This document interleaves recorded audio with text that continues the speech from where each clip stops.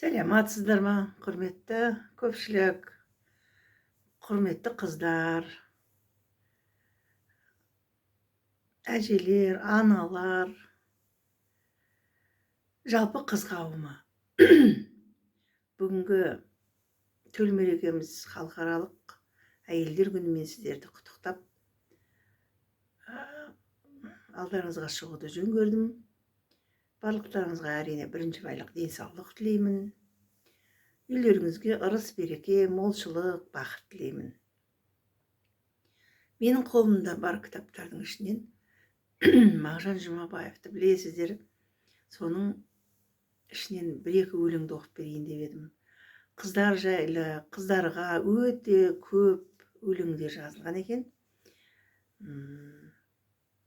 Мұқағали Мақатаевтың да «Арулар» деген бір өлеңі әні болу керек. Енді оның да сөздері өте керемет. Соның бір-екеуін оқып берейін. Қыз жайлы негізі мақал да көп, мәтел де көп, өлең де көп, өздеріңіз білесіздер. Былай дейді қазақтың мақалдары: қыз көрейік, қыз көрейік, қыз көретін жігітті біз көрейік деген екен. Қыздың тамағы қылдай деген де мақал бар екен. Оны естімегенде мақалдар бар, естігенде мақалдар бар. Қыз қылығымен көпке жағады дейді.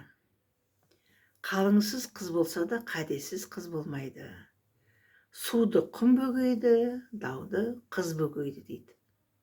Міне қалай қатты қадірлеген бізде қазақта.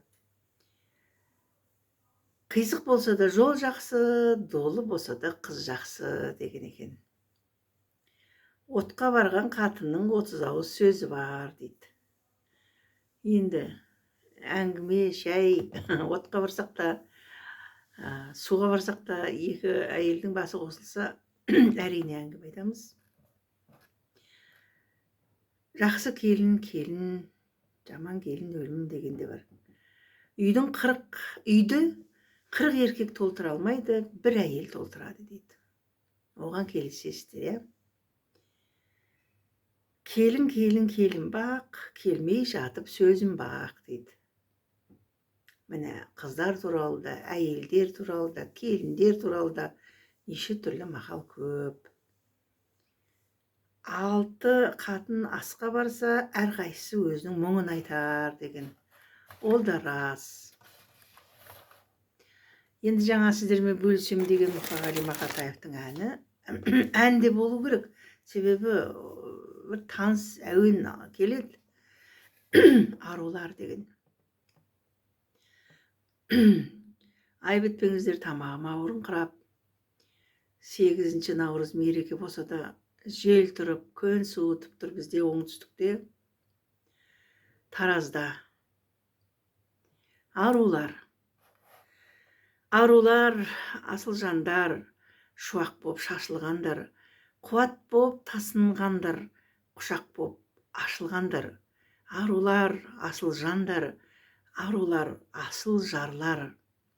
Арулар, әрбір үйдің шаңырағы, әрбір үйге от болып жағылады, әрбір үйде таң болып атты дағы, әрбір үйге сәуле боп жамырады. Жимайдау бір шашылған шуақтарын, саясына келеді-ау шуақтағың, жамандыққа қиярсың қалай ғана жайнаған бір-бір үйдің шырақтарын. Арулар, асыл жарлар, сағыныштар, өтініштер, құшақтар, жалыныштар.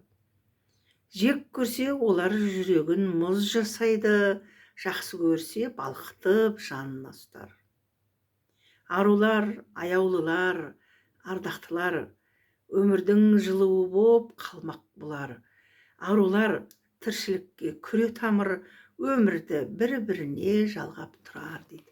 Бұдан артық, Мұқағали Мақатаев атамыздан артық не айта аламыз? Арулар шынында да шуақ боп бір үйді жылытып, жаңағы мақалда айтқандай 40 еркек толтыра алмаған нәрсені бір әйел толтырады деген ғой. Мағжан Жұмабаев атамыздың кітабында, жаңа ілгері де айттым ғой, өте көп негізі. қарындастар жайлы, жарына, әйелге, анама, Зухраға, Ғазизаға, Фыға, Жыға деп аттарын жасырып жазған өлеңдері көп. Жас сұлуға, Гүлсім ханымға, мысалы ше, Ләззатқа, сүйгеніме, жарыма, алданған сұлу өте көп. Бірақ олар енді өзінің заманына қарай сол кездегі теңдік ала алмай жүрген қыздар жайлы өлеңдерінің мағынасы сондай. Маған ұнаған бір екі өлеңі шықты. Енді біреу өте қатты ұнады. Ол «Сен сұлу» дейді.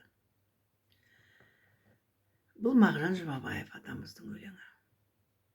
Білем анық, жанға жайлы май сұлу, жарқ жұрқ еткен майда нажағай сұлу, қызық торман көңілді еркін кең дала, күміс табақ көкте жүзген ай сұлу, кешкі ескен жібек жылы жел сұлу, хош иісті түрлі түсті гүл сұлу, әдем аспан төбедегі көк шатыр, асқар тауы дариясымен жер сұлу, сылқ-сылқ күліп сылдыр қаққан су сұлу, көлге қонып қаңқылдаған қу сұлу, бейне айнадай жарқыраған айдыннан күн шығарда көтерілген бу сұлу, шаңқай түсте өткір алтын күн сұлу, жымыңдаған жұлдыздармен түн сұлу, толып жатыр түрлі сұлу дүниеде, бәрінен де маған сәулем сен сұлу дейді.